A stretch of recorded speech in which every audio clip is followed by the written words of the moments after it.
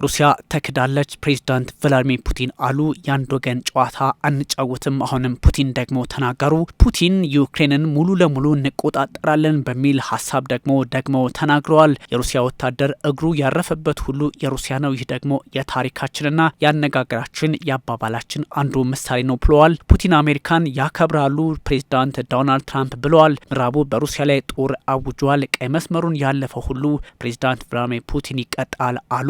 ሰፋ አድርጌ የማስመለክታችሁ ጉዳይ ነው። ውድ ተመልካቾቼ ላይክ፣ ሰብስክራይብ፣ ሼር ማድረጉን ቀጥሉ። ያንዳንዱ ጉዳያችሁ ግምት ውስጥ ይገባል። እጅጉን አመሰግናችኋለሁ ውድ ቤተሰቦች።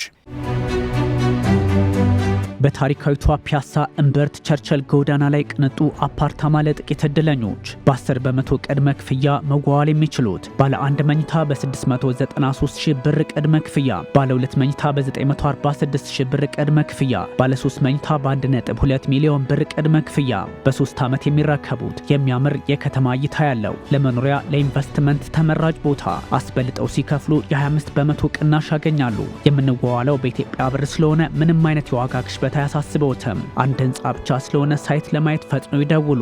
ለበለጠ መረጃ 0908770077 0982770077 ይደውሉ።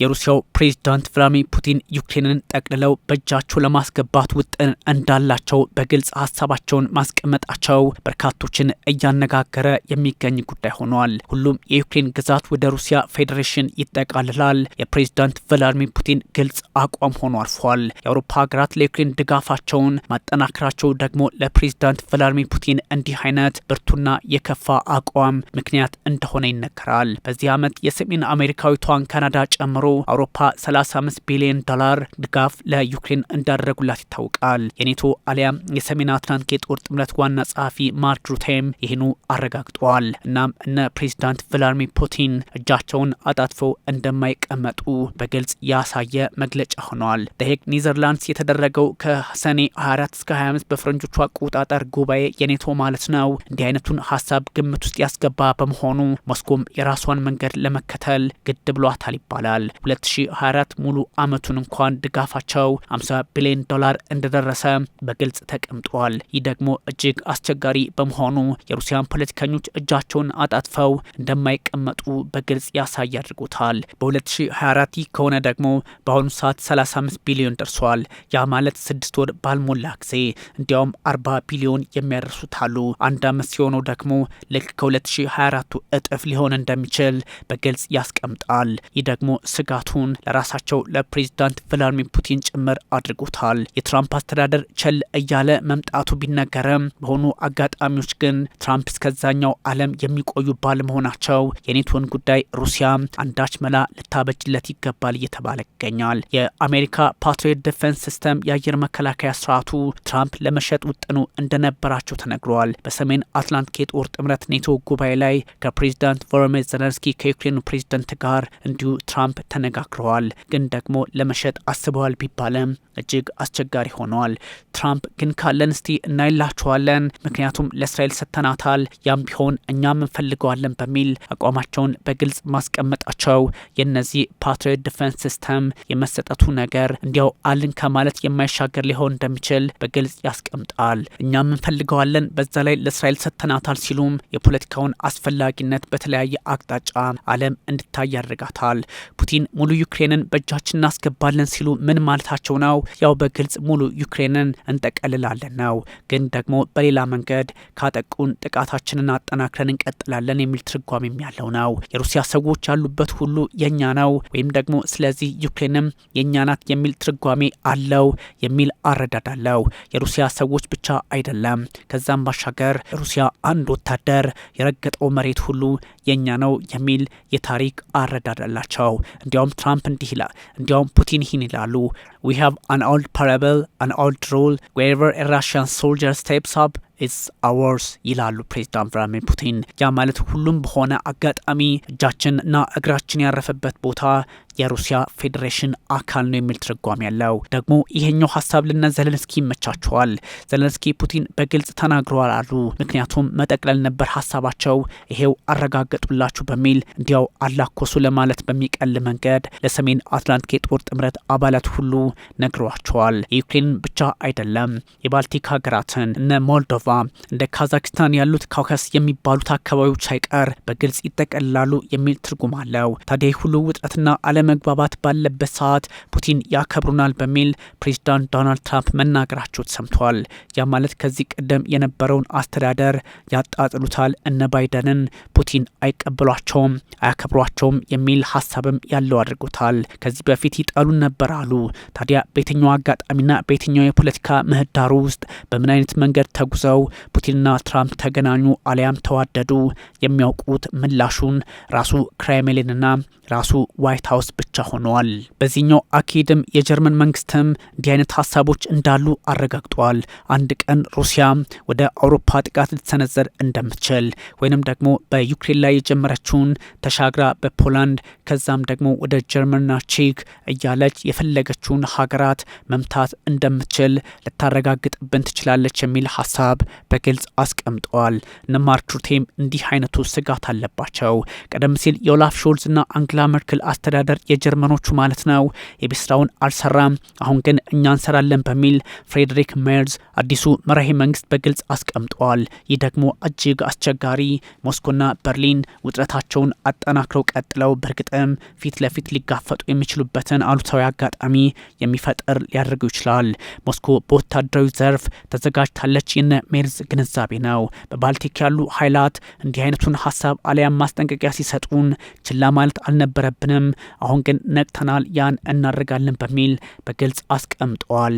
እነ ኦላፍ ሾልዝ ያን አልሰሩም ማለት ባይሆንም ሜርዝ ግን እኛ ደግሞ አብዝተን እንሰራዋለን የሚል ሀሳባቸውን አጋርተዋል። አስቸጋሪው ጦርነት ከሞስኮ ጋር ሊጀመር እንደሚችል የኔቶ አባላት በተለይም የአውሮፓዎቹ ማወቅ አለባቸው ብለዋል። የሰሜን አትላንቲክ የጦር ጥምረትን ለመመከት ሙሉ ዝግጅት እያደረገች ያለችው ሩሲያ ዝግጅቷም በጀቷም እንዲሁ ይህኑ የሚጠቁም በጥቂት ዓመታት ውስጥ ልትጋፈጠን እንደምትችል የሚያሳይ ነው ብለዋል። እንዘጋጅ የሜርዝ ጥሪ ሆነዋል። ታዲያ የሰሜን አትላንቲክ የጦር ጥምረት በዚህ ልክ ዝግጅት ውስጥ ነው ቢባለም የአሜሪካው ፕሬዚዳንት ዶናልድ ትራምፕ ደግሞ ወደ ውስጥ መመልከታቸው በአሜሪካ ጉዳይ በራሳቸው ማለት ነው መጠመዳቸው የሚጠቁመው ነገር አለ። ኔቶን ለመመከት የሚያስችል የኔቶን ጉልበት ያህል አንድ ራሻ ኃይሏን ማጠናከር እንዳለባት ተገንዝባለች። ለዚህም ነው 32 በመቶ የሚሆነውን በጀቷን ወደ ራሷ እየዋለች የሚገኘው። እነ ፕሬዚዳንት ቭላድሚር ፑቲን ደግሞ በ2035 5 በመቶ ኔቶ ኃይሉን እያጠናከረ በጀቱን ከመደበ ከጥቅል ሀገራዊ ምርቱ እያንዳንዱ ሀገር ካዋጣ አስቸጋሪ ሁኔታ ሊፈጥር ይችላል። አላማውም ይገባናል፣ እኛ ነው ለማጥቃት ነው የሚል አረዳድ አላቸው።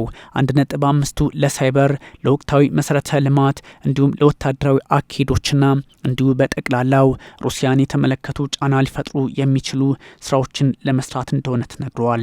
ትራምፕ ግን አሁን ባለው ሁኔታ 5 በመቶ የሚለውን ማሳካት ችለዋልና በእርግጥም ከኔቶ አንጻር በተወሰነ መጠን እንደተሳካላቸው ሊነገር ይችላል።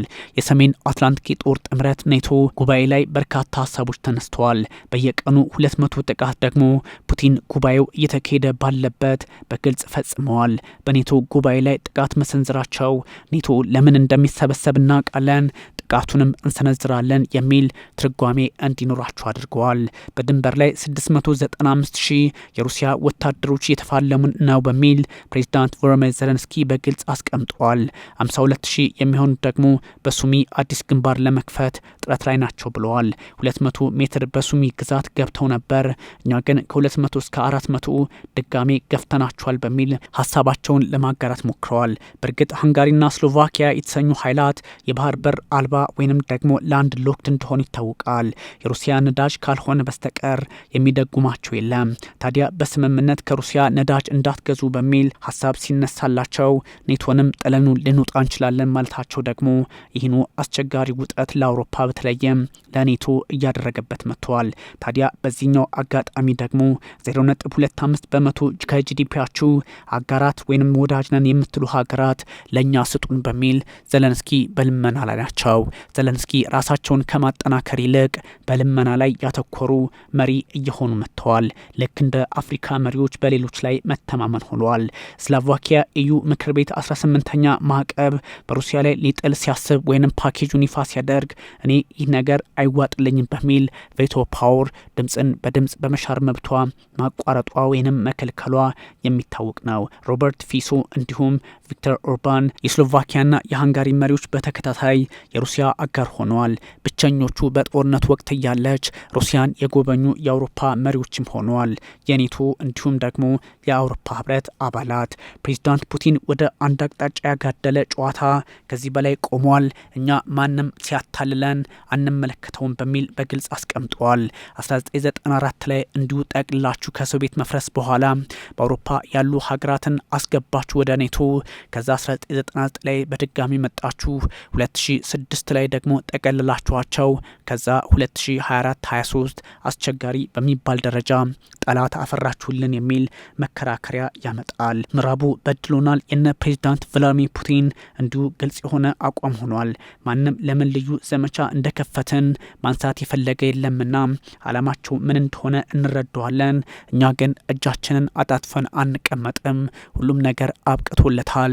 ወደ አንድ አቅጣጫ ያዘነበለ ፖለቲካ ከዚህ በኋላ ክሬምሊን አይቀበልም በሚል በግልጽ አስቀምጠዋል። ፑቲን ያከብሩናል በሚል ፕሬዚዳንት ዶናልድ ትራምፕ ቢያንቀለጳጵሷቸውም አሁንም ስጋት ሆኖባቸዋል። ሩሲያ ተክዳለች በተደጋጋሚ ፕሬዚዳንት ቭላድሚር ፑቲን የሚሉት ጉዳይ ነው። የሰሜን አትላንቲክ የጦር ጥምረት መስፋፋት ማዕበል ይሉታል። ለዚህ ነው ደግሞ እጅግ አስቸጋሪ ነው የሚባለው። ቀይ መስመር የሚጥስ ካለ ቀይ መስመሩ ይጣሳል። የፑቲን ወታደራዊ አቋም ሆኖ ባለበት ሰዓት በተለያዩ የፖለቲካና ወታደራዊ አጋጣሚዎች ደግሞ ለመፍትሄ አይሉት ለጦርነት ብቻ አስቸጋሪውን ሁኔታና ውጥረት እየጠቆሙ ያሉ ኃይላት ከግራም ከቀኝም አሰፍስፈው ብቅ ማለታቸውን ቀጥለዋል። በታሪካዊቷ ፒያሳ እምብርት ቸርችል ጎዳና ላይ ቅንጡ አፓርታማ ለጥቂት እድለኞች በ10 በመቶ ቅድመ ክፍያ መዋዋል የሚችሉት ባለ 1 መኝታ በ693 ሺህ ብር ቅድመ ክፍያ፣ ባለ 2 መኝታ በ946 ሺህ ብር ቅድመ ክፍያ፣ ባለ 3 መኝታ በ1.2 ሚሊዮን ብር ቅድመ ክፍያ በ3 ዓመት የሚረከቡት የሚያምር የከተማ እይታ ያለው ለመኖሪያ ለኢንቨስትመንት ተመራጭ ቦታ አስበልጠው ሲከፍሉ የ25 በመቶ ቅናሽ ያገኛሉ። የምንዋዋለው በኢትዮጵያ ብር ስለሆነ ምንም አይነት የዋጋ ግሽበት አያሳስበውትም። አንድ ህንጻ ብቻ ስለሆነ ሳይት ለማየት ፈጥነው ይደውሉ። ለበለጠ መረጃ 0908770077 0982770077 ይደውሉ።